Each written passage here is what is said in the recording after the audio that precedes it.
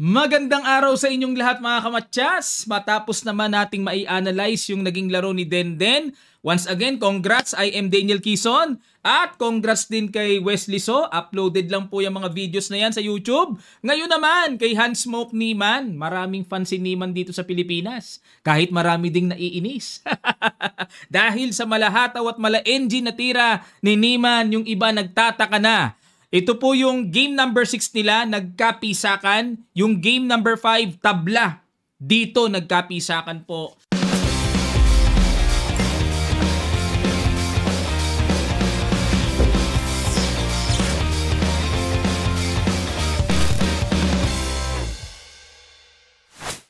Ang ginawa ni Niman, nag-E4.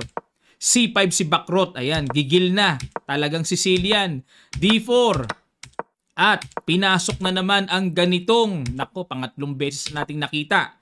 Ayan, pag A6, may ginawa si Niman, Bishop D3, may ginawa Queen F3, this time ano tira? Queen F3 pa rin, ayun.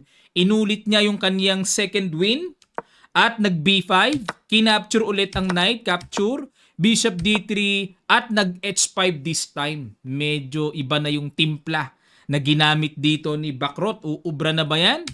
Nag-A4, basag ulit. Ayun, pag A4 po ay lumalabas novelty dahil castle, kingside, queenside ang old lines. Dito basag talaga tipo ni Niman, ano? B4 at nag-knight B1. Ayan, at para may square uli na magandang iikutan ang knight, knight D2, bishop B7. So pressure, castle, Queen C7, ayan, at para lang mailagay yung diagonal pressure sa E4. At ayun, meron ding balak na at some point may papuntang knight G4, no? H3, ayan, para pigilan ang lundag. Nag D5, baba, medyo gumanda nga, umayos ang depensa ngayon ni Bakrot. Bishop D4, inatake ang knight sa F6.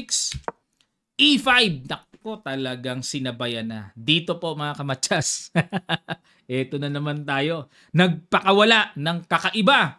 Pero pinuring brilliant move ng Stockfish Computer Engine. Ano po yung tira na yon? Pakiguess. Sa ilang sandali lang, tutuloy kagad natin. Start.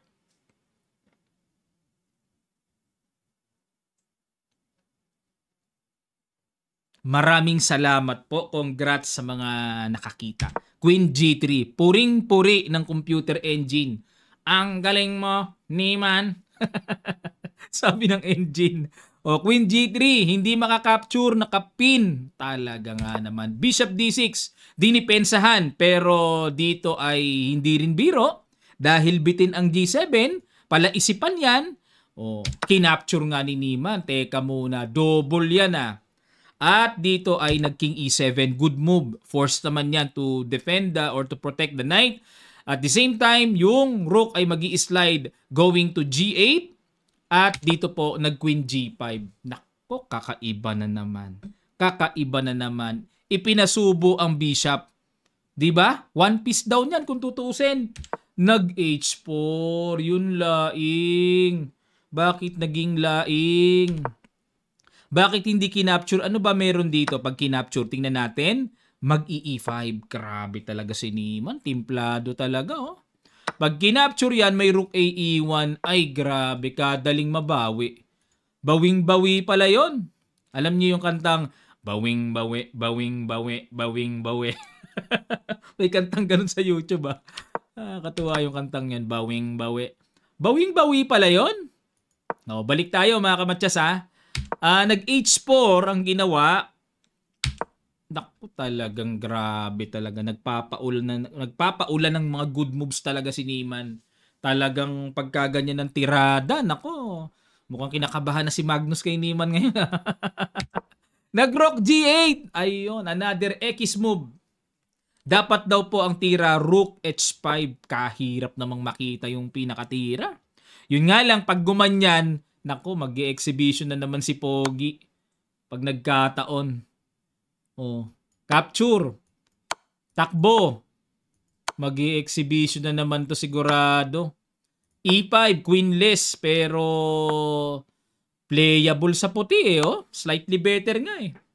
Maabot pa kaya ni Niman yan mga kamatsas? Yan, comment kayo sa part na to ha. Kita pa kaya ni Niman yon yung Queen Takes Sacrifice? Ano sa palagay nyo sa pakiramdam? Yan. Oh. Pero, yun ang tira eh, no? Balik tayo dito, mas malaki ang lamang ni Niman dito sa ginawa ni Bakrot. Ayun, simple lang ang ginawa. Queen F5. Grabe, pag Bishop C8, kulong yan ah. Ha? Rook H5. O yun, isa pang kulong. O, kulong din yan. Naku, talaga nga naman. Oo, talaga. Hindi pang karaniwang nature ng human yung ganitong estilo, mga kamatsas. O, nagpapa-queenless lang. Talagang grabe ah. O, capture. Game of the century yata to. Pa-queenless oh. Queen takes. Rook takes. Grabe namang pagkakakwenta yan. Nakwenta lahat yan. Boom! Sa galit ni Bakrot, kanina ka pa. Ako naman. Nag-sacrifice oh. Pero teka muna mga kamatsas. Teka muning. Atin munang liwanaging ang mga bagay-bagaying. Ano ba mangyayari pag kinapture ang E4? Daming bitin eh. May Bishop C5.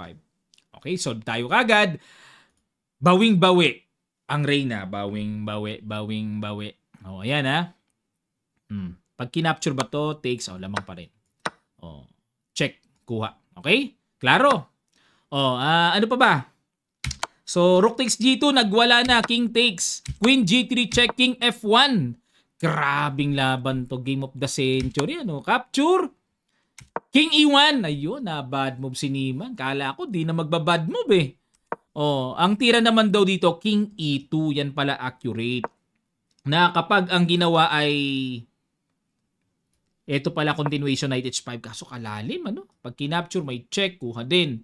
Tapos pag di kinapture, may check dyan. So, continuation, Rook G1, Knight G3 check, at King E1, Knight takes Rook, and E takes F5.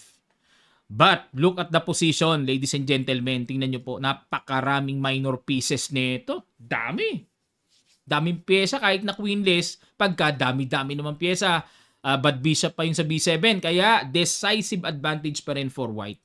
Yun nga lang, kailangan ng matinding nerve to to consistently drive the position. Ayun, nagblanko si coach. King E1, balik tayo sa nangyari. Knight takes E4. Okay, Knight takes E4. Grabe to, hatawan. O, ano naman ang tira dito? Bakit naman inikisan? Ito lang pala. O, pagka gumanyan, mangyari kasi bitin yung knight eh. Pag nag-king D7 daw, ay grabe naman. Daming pyesa, puting-puti ang board. Puting-puti. Pag kinapture ito, Rook F2. Ayan, check naman Knight F1. Daming pyesa. O pero okay pa to mga kamatsas. Kumpara dito sa ginawa, okay pa yan. Bumaba evaluation bar eh. Kumpara dito sa Knight takes E4. Bishop takes E4. D takes E4. And boom, Rook E5 check. Bad move na. Resign pa. Nag-resign. Nag-resign po si Bakrot. Na bad move pa yung last move sa tindi yata ng epekto na may aftershock. Grabe kasi ginawa ni Niman. Grabe naman yung mga garalgal na boom talagang malupites. Ang tamang tira daw ay Rook F2. So pag nag-E3, not possible kakapturin lang, capture may Rook E2. Maku-queenless. So ginawa ay Rook E5 check. Ayan, nag-resign na po, no? Pero playable pa eh. Ba't kaya nag-resign? Talagang napagod na siguro, no? Knight F1 daw ang gagawin. Ayan, to stop the Queen G3 check. Ba't kaya ni-resign? Playable pa. Bakit kailangan i-resign? Paano kung mag-Queen G2? Ayun. Gigising na yung isang tore. Gigising na. Pag nag-King C7, Rook D2. Sabay ganun. Ow! Grabe, dalawang tore yan. Walang magaws. Walang magawa, oh. Rook E7 check. Walang magaws.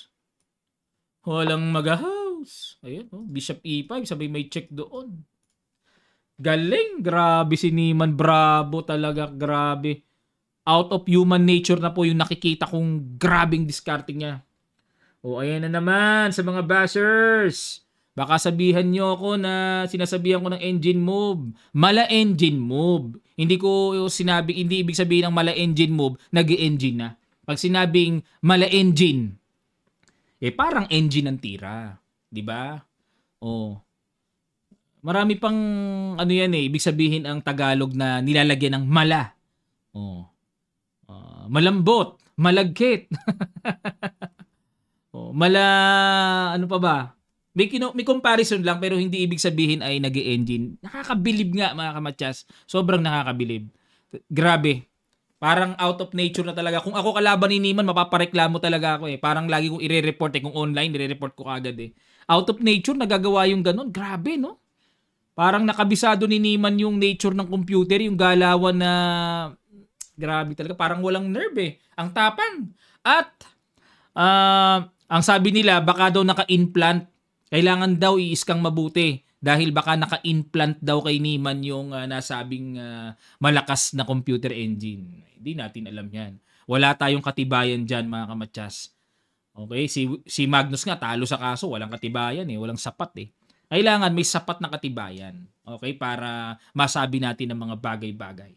Maraming salamat po mga kamatyas. Manatili po kayo palaging nakatutok sa ating YouTube channel para sa mga nagbabagang balita sa pangdaigdigang aheadress na kapupulutan natin ng chess improvements. At don't forget po, this coming September 21, ayan, mayroon po tayong group online trainings. Beginners, intermediate, advanced. Saan ba ang level nyo? Pasok na po kayo. Subukan nyo ang training ni Coach Kamatyas. Mag-i-enjoy ka na. Matututo ka pa. Okay, siguradong tataas ang rating nyo. Kung rating lang ang gusto nyong pataasin, mag-i-improve yan. Attend lang po kayo, mag-register po kayo online at very affordable. Ito po ay posted sa ating Facebook page Kamatyas at sa ating YouTube channel sa community tab. Nandun po ang details, how to register and join. Register na, enroll na. See you mga Kamatyas. Maraming salamat po. Kita-kits.